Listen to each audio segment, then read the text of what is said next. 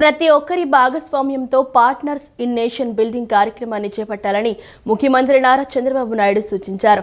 ప్రభుత్వ సేవలను ప్రజలకు మరింత సులభంగా అందిస్తే జాతి నిర్మాణానికి సహకరించినట్టేనని అన్నారు.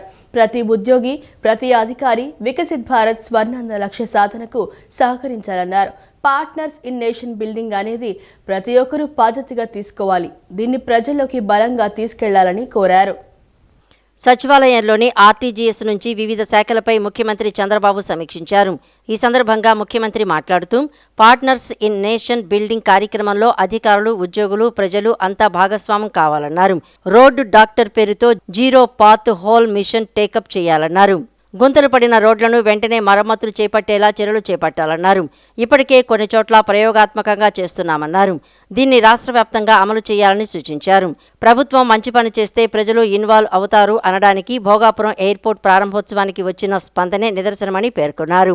అలాగే వాస్తవాలను ప్రజలకు వివరించగలిగితే ప్రభుత్వానికి ప్రజలే అండగా నిలుస్తారని, దీనికి కర్నూలులో డిఎస్సి 2025 టీచర్లు చేపట్టిన కార్యక్రమమే ప్రత్యక్ష ఉదాహరణని తెలియజేశారు.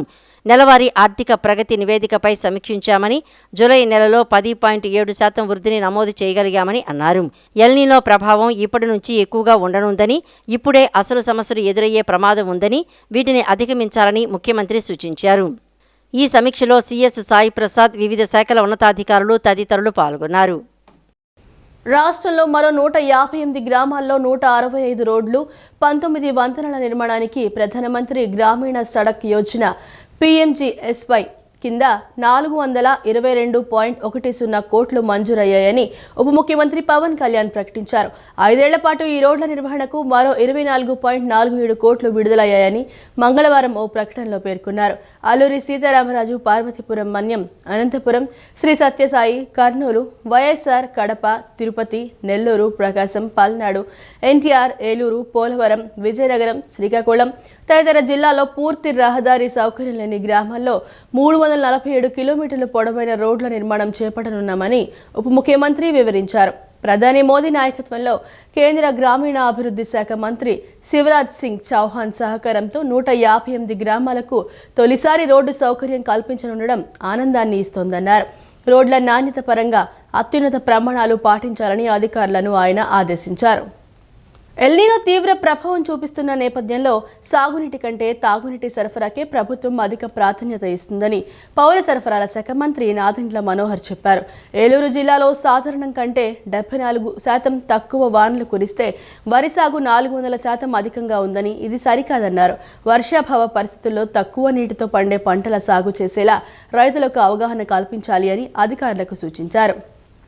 విజయవాడలోని పౌర సరఫరాల శాఖ కార్యాలయంలో పౌర సరఫరాల సంస్థ సర్వసభ్య సమావేశంలో మంత్రి నాదెండ్ల మనోహర్ మాట్లాడుతూ పౌర సరఫరాల సేవల్ని పారదర్శకంగా నిర్వహించేలా, రైతుల ఇబ్బందులను వెంటనే తీర్చేలా ప్రత్యేక కమాండ్ కంట్రోల్ రూమ్లు ఏర్పాటు చేస్తున్నామన్నారు. ధాన్యం కొనుగోలులో ఆలస్యాన్ని నిరోధించేందుకు, రైతుల కష్టాలు తీర్చేందుకు ప్రత్యేక పర్యవేక్షణ వ్యవస్థగా ఇది ఉంటుందన్నారు. కానూరులోని ప్రధాన కార్యాలయంలో దీన్ని ప్రారంభిస్తున్నామన్నారు. ప్రత్యేక డాష్ బోర్డును అనుసంధానిస్తామని, వాట్సాప్ ద్వారా ధాన్యం కొనుగోలు తరహాలోనే ప్రజలకు చేరువ చేస్తామని తెలిపారు. ఖరీఫ్ నుంచి రైతులకు రవాణా ఛార్జీలు వెంటనే చెల్లించేలా ఏర్పాట్లు చేస్తున్నామని పేర్కొన్నారు. గోతాల సమస్య తీర్చేందుకు పీపీ బ్యాగ్స్ అందుబాటులోకి తెస్తామన్నారు. బియ్యం అక్రమ రవాణా నిరోధానికి QR కోడ్ కంటే ఆధునికమైన RFID సాంకేతికతను ఈ సీజన్ నుంచి అందుబాటులోకి తెస్తున్నామని తెలిపారు. సమావేశంలో పౌర సరఫరాల సంస్థ చైర్మన్ తోట సుధీర్, MD కన్నాబాబు తదితరులు పాల్గొన్నారు. ప్రభుత్వ ఆసుపత్రుల్లో పరిశుభ్రత మరింత మెరుగుపడేందుకు ఆసుపత్రుల సూపరింటెండెంట్లు, ఏజెన్సీ వారు సమన్వయంతో పనిచేయాలని మంత్రి సత్యకుమార్ యాదవ్ వెల్లడించారు. వైద్యుల హాజరు, వారు అందించే సేవలు, మందుల లభ్యత పట్ల ప్రజలు సంతృప్తి స్థాయికి తగ్గట్లుగా పరిశుభ్రత విషయంలోనూ సానుకూలత పెరగాల్సిన అవసరం ఉందని మంత్రి స్పష్టం చేశారు. మంగళగిరిలోని APIIC టవర్స్లోని వైద్య ఆరోగ్య శాఖ కార్యాలయంలో నిన్న సాయంత్రం బోధనాసుపత్రులు, జిల్లా, ప్రాంతీయ, సామాజిక ఆసుపత్రుల్లో పరిశుభ్రత, తీరు, సంతృప్తి స్థాయి నమోదు, ఇతర అంశాలపై అధికారులు, సదరు ఆసుపత్రుల సూపరింటెండెంట్లు, శానిటేషన్ ఏజెన్సీల వారితో మంత్రి సత్యకుమార్ యాదవ్ 3 గంటల పాటు చర్చించారు. ఈ ఏడాది ఏప్రిల్, జూలై కాలంలో సెకండరీ ఆసుపత్రుల్లో పరిశుభ్రత పట్ల ప్రజా సానుకూలత ఆశించిన స్థాయిలో నమోదు కాకపోవడం, ఆసుపత్రుల్లోని సమస్యలు, సమన్వయం వంటి అంశాలపై సూపరింటెండెంట్లు, ఏజెన్సీల వారి నుంచి వివరణ కోరారు. ప్రభుత్వ వైద్య, నర్సింగ్ కళాశాలలు, బోధనాసుపత్రులు, సెకండరీ ఆసుపత్రుల్లో శానిటేషన్ మరియు సెక్యూరిటీ పెస్ట్ కంట్రోల్ సేవలు అందించేందుకు రాష్ట్ర వ్యాప్తంగా జరగాల్సిన సిబ్బంది నియామకాలు, వాస్తవంలో నమోదవుతున్న హాజరు, వ్యత్యాసాలను మంత్రి ఆరా తీశారు. ఎఫ్ఆర్ఎస్ విధానంలో పూర్తిస్థాయి హాజరు నమోదు కాకపోవడానికి కారణాలపై మంత్రి అధికారులు, ఏజెన్సీల నుంచి తెలుసుకున్నారు. తాము తగు స్థాయిలో సిబ్బందిని నియమించినా ఎఫ్ఆర్ఎస్ హాజరు కొన్ని కారణాల వల్ల నమోదు కావడం లేదని ఏజెన్సీలు తెలపగా ఈ నెలాఖరుకు మొత్తం సిబ్బంది ఎఫ్ఆర్ఎస్ వ్యవస్థలో నమోదయ్యేలా తగు చర్యలు తీసుకోవాలని అధికారులను, ఏజెన్సీలను మంత్రి ఆదేశించారు. ఎన్టీఆర్ జిల్లాలో ఆగస్టు 15న నిర్వహించనున్న స్వాతంత్ర దినోత్సవ వేడుకలను రాష్ట్ర స్థాయి వేడుకలకు ఏమాత్రం తీసిపోని విధంగా అత్యంత ఘనంగా నిర్వహించాలని జిల్లా కలెక్టర్ డాక్టర్ జి లక్ష్మీసా అధికారులను ఆదేశించారు. వేడుకలకు రాష్ట్ర ఐటీ విద్యాశాఖల మంత్రి నారా లోకేష్ హాజరై జాతీయ పతాకాన్ని ఆవిష్కరించనున్న నేపథ్యంలో అన్ని ఏర్పాట్లను సమన్వయంతో పగడ్బందీగా పూర్తి చేయాలని సూచించారు. స్వాతంత్ర దినోత్సవ వేడుకలు జిల్లాకు ప్రతిష్టాత్మకమైన కార్యక్రమమని పేర్కొన్న కలెక్టర్ అన్ని శాఖల అధికారులు పరస్పర సమన్వయంతో పనిచేసి ఏర్పాట్లను సకాలంలో పూర్తి చేయాలని ఆదేశించారు. చివరి నిమిషంలో ఎలాంటి ఇబ్బందులు తలెత్తకుండా ప్రతి అంశాన్ని ముందుగానే తనిఖీ చేసి అవసరమైన చర్యలు చేపట్టాలని సూచించారు.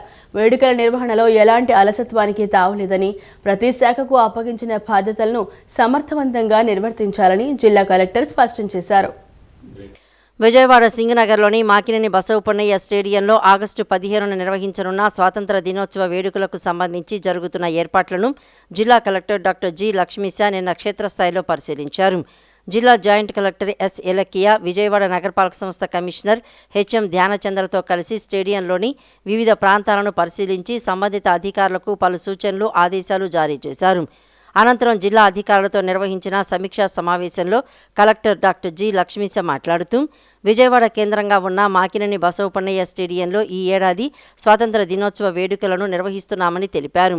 రానున్న నెలల్లో ఇదే వేదికగా మరో 2 భారీ కార్యక్రమాలను నిర్వహించేందుకు నిర్ణయించినందున భవిష్యత్తు అవసరాలకు అనుగుణంగా స్టేడియంలో పటిష్టమైన మౌలిక సదుపాయాలను ఏర్పాటు చేయాలని అధికారులను ఆదేశించారు. ప్రస్తుతం వర్షాకాలం కొనసాగుతున్నందున వేడుకలకు హాజరయ్యే వీఐపీలు, ప్రజాప్రతినిధులు, ఆహ్వానితులు, అధికారులు, విద్యార్థులు, ప్రజలకు ఎలాంటి అసౌకర్యం కలగకుండా ప్రత్యేక జాగ్రత్తలు తీసుకోవాలని కలెక్టర్ సూచించారు. రెయిన్ ప్రూఫ్ టెంట్లను ఏర్పాటు చేసి వర్షం కారణంగా కార్యక్రమానికి ఎలాంటి అంతరాయం కలగకుండా చూడాలని ఆదేశించారు. తాగునీటి వసతి, సిట్టింగ్ అరేంజ్మెంట్స్, వైద్య శిబిరం తదితర ఏర్పాట్లను ముందుగానే పూర్తి చేసి వాటిని కార్యక్రమానికి ముందు మరోసారి పరిశీలించాలని పేర్కొన్నారు. వేడుకల సమయంలో నిరంతరాయంగా విద్యుత్ సరఫరా ఉండేలా చర్యలు తీసుకోవాలని జిల్లా కలెక్టర్ విద్యుత్ శాఖ అధికారులను ఆదేశించారు. ముందు జాగ్రత్త చర్యగా అదనపు జనరేటర్లను సిద్ధంగా ఉంచాలని సూచించారు. స్టేడియంలో విద్యుత్ సంబంధిత అన్ని సదుపాయాలను ముందుగానే తనిఖీ చేసి ఎలాంటి సమస్యలు తలెత్తకుండా చూడాలన్నారు. వేడుకలకు సుమారు 4,000 మంది హాజరయ్యే అవకాశం ఉన్నందున పోలీసు శాఖ సమన్వయంతో పటిష్టమైన బందోబస్తు ఏర్పాటు చేయాలని కలెక్టర్ ఆదేశించారు. అదనంగా ప్రజలు వేడుకలను వీక్షించేందుకు వచ్చినప్పటికీ ఎలాంటి ఒత్తిడి, ఇబ్బంది కలగకుండా రాకపోకలను క్రమబద్ధీకరించాలని సూచించారు. భద్రతా చర్యల్లో భాగంగా స్టేడియం పరిసర ప్రాంతాల్లో అవసరమైన చోట్ల సీసీ కెమెరాలను ఏర్పాటు చేయాలని పోలీసు అధికారులను ఆదేశించారు. వివిధ ప్రభుత్వ శాఖల ఆధ్వర్యంలో ఏర్పాటు చేయనున్న శకటాల ప్రదర్శనను అత్యంత ఆకర్షణీయంగా, సమాచారాత్మకంగా రూపొందించాలని జిల్లా కలెక్టర్ అధికారులను ఆదేశించారు.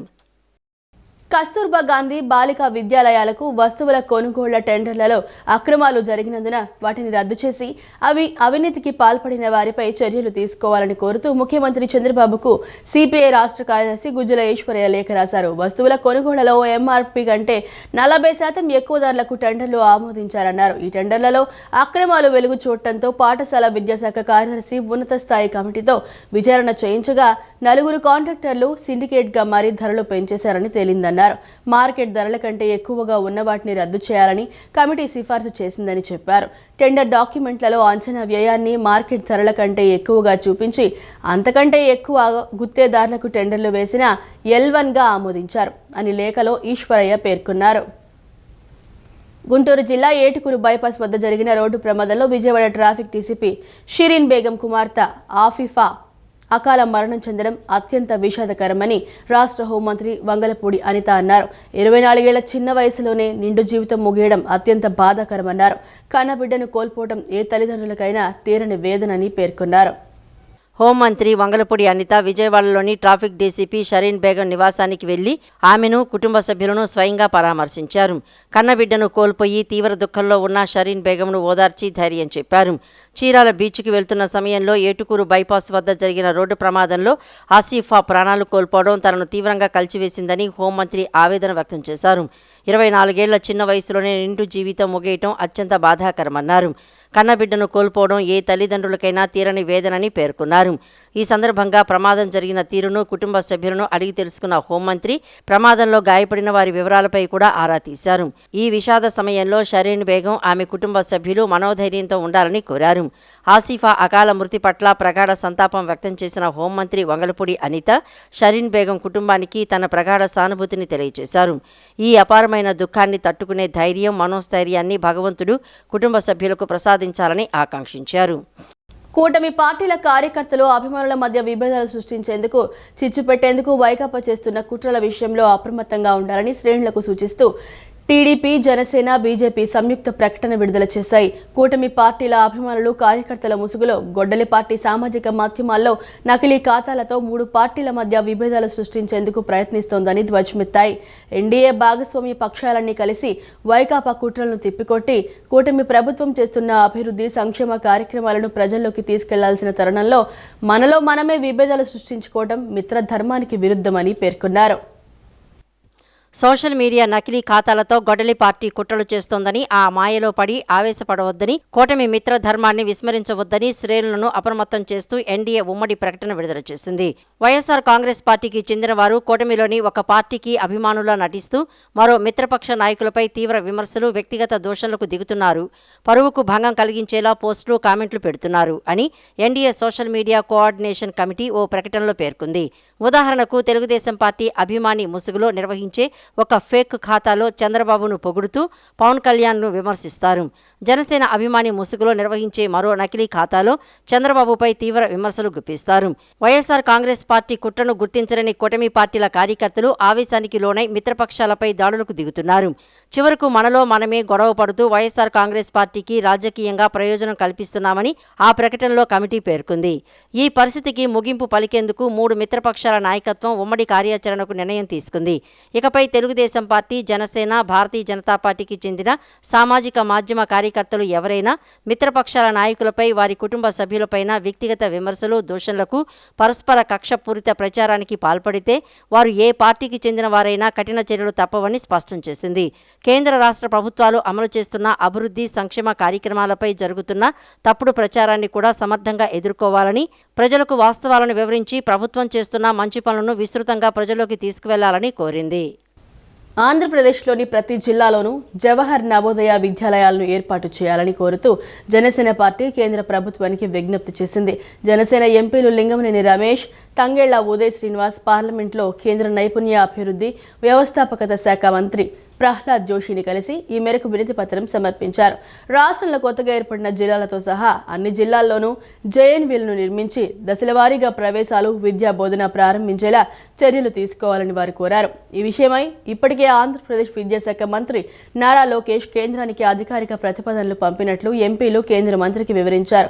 ఈ ప్రక్రియను వేగవంతం చేసేందుకు వీలుగా ఎంపీలతో కలిసి ఒక ఉమ్మడి సమీక్షా సమావేశాన్ని ఏర్పాటు చేయాలని వారు ప్రహ్లాద్ జోషికి విజ్ఞప్తి చేశారు. వైసీపీ నేతలు కొడాలి నాని, వల్లభనేని వంశీ చాలా కాలం తర్వాత బయటకు వచ్చి కూటమి ప్రభుత్వంపై విమర్శలు చేయడం హాస్యాస్పదంగా ఉందని టీడీపీ జాతీయ ఉపాధ్యక్షుడు బుద్దా వెంకన్న అన్నారు.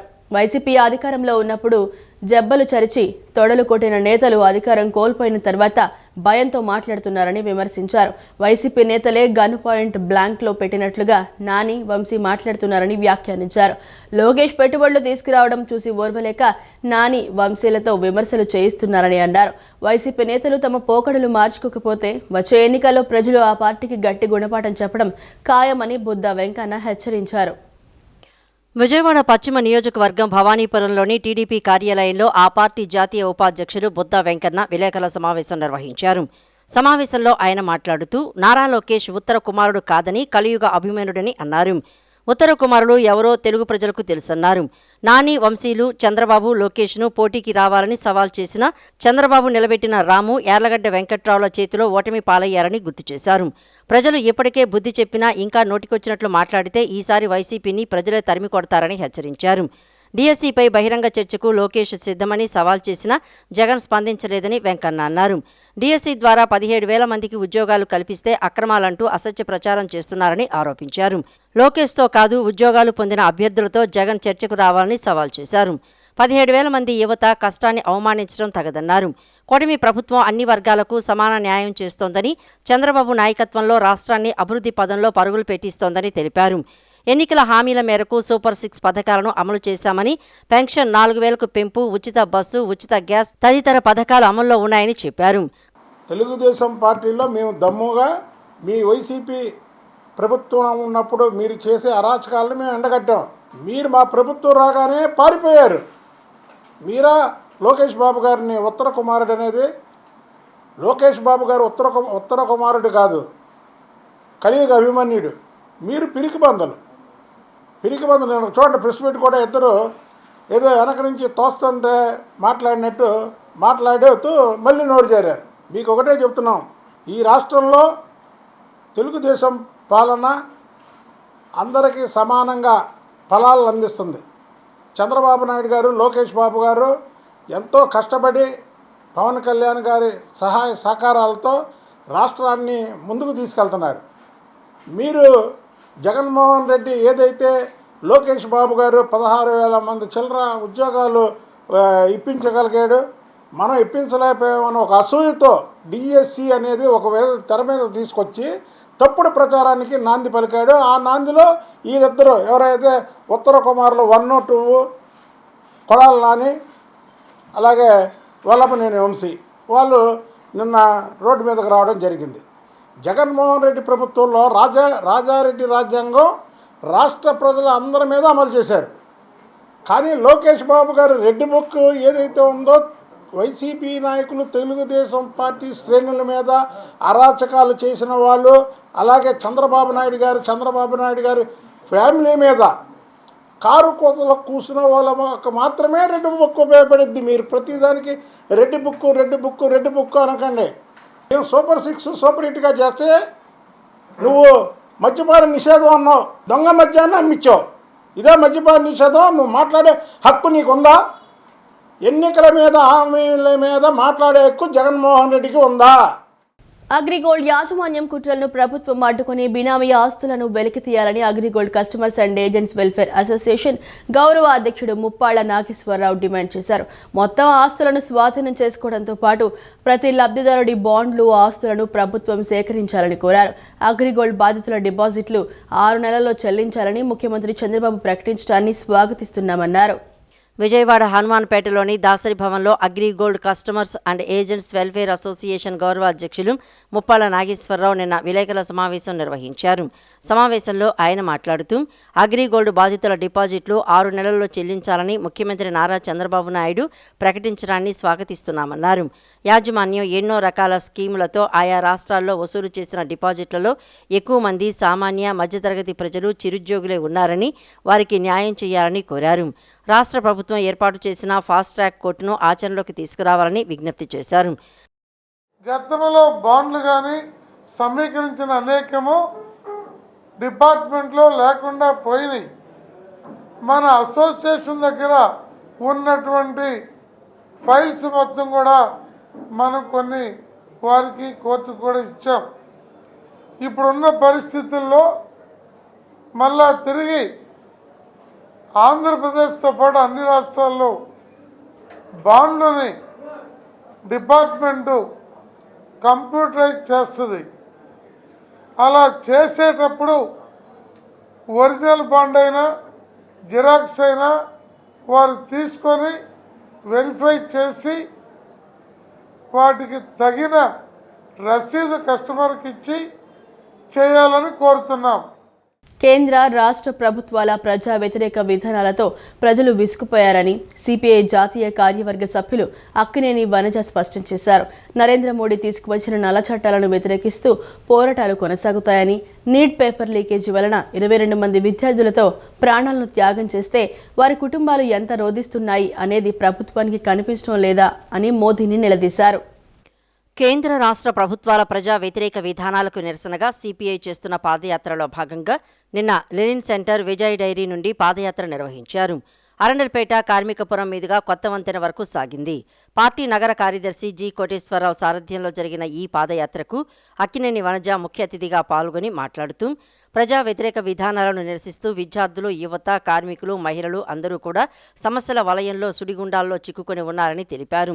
దేశంలో ఒకవైపు రైతుల ఆత్మహత్యలు పెరిగిపోతున్నాయని, కార్మిక హక్కుల చట్టాలను హరిస్తూ గత సంవత్సర కాలంలో రైతాంగం స్వతంత్ర సమర సమయంలో పోరాటాలు చేసిన మాదిరిగా రైతాంగాలు పోరాటాలు చేయటం మనం చూశామని, రైతులకు పంటకు సరిపడా నిర్దిష్ట ధర ఏర్పాటు చేయకుండా, నాణ్యతా ప్రమాణాలతో కూడిన విత్తనాలు, ఎరువులను అందించకుండా ప్రభుత్వం విఫలమైందని ఎద్దేవా చేశారు. నరేంద్ర మోడీ తీసుకువచ్చిన నల్ల చట్టాలను వ్యతిరేకిస్తూ పోరాటాలు కొనసాగుతాయని, నీట్ పేపర్ లీకేజీ వలన 22 మంది విద్యార్థులు ప్రాణాలను త్యాగం చేస్తే వారి కుటుంబాలు ఎంత రోధిస్తున్నాయి అనేది ప్రభుత్వానికి కనిపించడం లేదని మోడీని నిలదీశారు. దాదాపుగా లక్షలాది మంది విద్యార్థుల భవిష్యత్తుతోటి ఆటలాడుకుని 22 మంది ప్రాణాలు ఆత్మహత్యలకి పాల్పడి అనేక కుటుంబాల వ్యతకి, క్షోభకి గురి చేసినటువంటి ఈ పేపర్ లీకేజీ మరి చాలా పెద్ద ఎత్తున విద్యార్థుల్లో అసంతృప్తిని, నిరసన జ్వాలల్ని రేకెత్తించింది.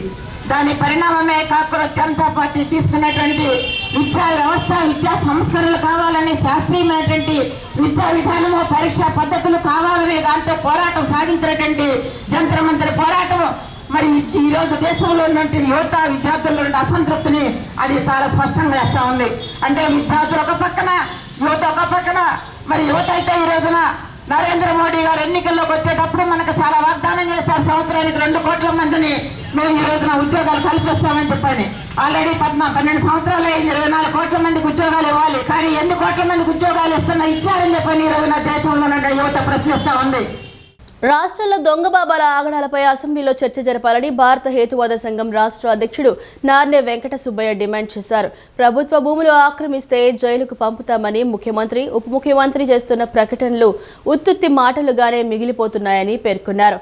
ప్రకాశం, తిరుపతి జిల్లాల్లో ఆశ్రమాల పేరుతో దొంగ బాబాలు వందల ఎకరాల ప్రభుత్వ భూములను ఆక్రమించుకున్నారని ఆరోపించారు. వీటిపై అసెంబ్లీలో చర్చించాలని ఆయన కోరారు. గాంధీనగర్లోని ప్రెస్ క్లబ్లో భారత హేతువాద సంఘ రాష్ట్ర అధ్యక్షులు నార్నే వెంకట సుబ్బయ్య నిన్న విలేకరుల సమావేశం నిర్వహించారు. సమావేశంలో ఆయన మాట్లాడుతూ రాష్ట్రంలో దొంగస్వాముల భూ ఆక్రమణలు పెరిగిపోయాయని అన్నారు. ప్రకాశం జిల్లాలో దొంగరామ దూత, తిరుపతి జిల్లాలో కల్కి 2 ప్రభుత్వ భూములు, చెరువు, పోరంబోకు భూమి, దళితుల భూములు, అటవీ భూములు, అసైన్డ్ భూములు ఆక్రమించి ఆశ్రమాల పేరుతో రకరకాలుగా మోసం చేస్తున్నారని చెప్పారు. ప్రకాశం జిల్లాలో దొంగ రామదూత ఆక్రమించిన భూములను స్వాధీనం చేసుకోవాలని ప్రిన్సిపల్ సెక్రటరీ 2021లో ఆదేశించినా నేటికి అతి గతి లేదన్నారు. ఆ భూములను కింది స్థాయి అధికారులు దొంగస్వామికి విక్రయించాలని చూస్తున్నారని చెప్పారు. దొంగబాబులు అధికారులను ప్రలోభపెట్టి రకరకాల ఒత్తిళ్లతో ఆశ్రమాల పేరిట ఆక్రమిస్తున్నారని చెప్పారు. రామ్దేవ్ బాబాకు మన రాష్ట్రంలో భూములు కట్టబెట్టారని అన్నారు. ఇది కల్తీదారులను ప్రోత్సహించడం కాదా? ప్రజలకు ప్రభుత్వం ఏ రకమైన సంకేతాలు ఇస్తోందని నిలదీశారు. ఆక్రమిస్తే చర్యలు తప్పవని హెచ్చరించిన CM Chandrababu, deputy CM Pawan కళ్యాణ్లు వీరి విషయంలో ఎందుకు మౌనం వహిస్తున్నారని ప్రశ్నించారు. దొంగబాబాల భూ ఆక్రమణలపై అసెంబ్లీలో చర్చించి చర్యలు తీసుకోవాలని డిమాండ్ చేశారు. దాదాపు 25 సంవత్సరాలుగా ప్రకాశం జిల్లాలో రామదూత అనే దొంగస్వామి ప్రభుత్వ చెరువు భూములు ఆక్రమించి ఆశ్రయం పేరుతో మోసం చేస్తున్నాడు. హేతువాద సంఘం పోరాటం చేసినందువల్ల 2021లో అప్పటి ఉషారాణి ప్రిన్సిపల్ సెక్రటరీ, అంతకుముందు కలెక్టర్ ఏమో అమ్మాలని చూశాడు దొంగస్వామి. ఎవరైనా దొంగలు ఆక్రమిస్తే ప్రభుత్వ భూమిని తరివేసి స్వాధీనం చేసుకోవాలి. అలాంటిది దొంగకి ఆక్రమించిన వాడికి అమ్ముదామని కలెక్టర్ చూశాడు. అలాంటి అమ్మకాన్ని ఉషారాణి గారు రద్దు చేసి స్వాధీనం చేసుకోండి 2021లో ఆదేశించింది. ఇంతవరకు అతీగతి లేదు. ఎన్నోసార్లు ముఖ్యమంత్రి గారికి మెమోరాండం ఇచ్చాం, చీఫ్ సెక్రటరీకి, ప్రిన్సిపల్ సెక్రటరీకి, సీసీఐలకి అందరికీ లెటర్లు పెట్టాం. కానీ అక్కడ కలెక్టర్లు ఈ దొంగస్వామికి అమ్మాలని చూస్తూ నాటకాలు ఆడుతున్నారు. ఈ దొంగ బాబాల విషయంలో ప్రభుత్వం ఆక్రమించిన దాని మీద అసెంబ్లీలో చర్చ జరగాలి. రేపు 17వ తేదీ అసెంబ్లీ మొదలవుతుంది, 4 రోజులు అవుతుంది, 4 రోజులు అసెంబ్లీ జరుగుతుంది. ఈ అసెంబ్లీ సమావేశాల్లో చర్చ జరిగి వాళ్ళ మీద చర్యలు తీసుకొని ఆక్రమణ స్వాధీనం చేసుకోవాలని హేతువాసంగా మేము డిమాండ్ చేస్తూ ఉన్నాం. సీనియర్ జర్నలిస్ట్ రంగారెడ్డి, శ్రీనివాస్, రాజామణి, జై భారత్, కేవీ కృష్ణ, ఎస్కే మహబూబ్ ఆజం తదితరులు ఈ సమావేశంలో పాల్గొన్నారు. ఈ వార్త ఇంతటితో సమాప్తం. మరో బులెటిన్తో మళ్ళీ కలుద్దాం. అంతవరకు సెలవు. నమస్కారం.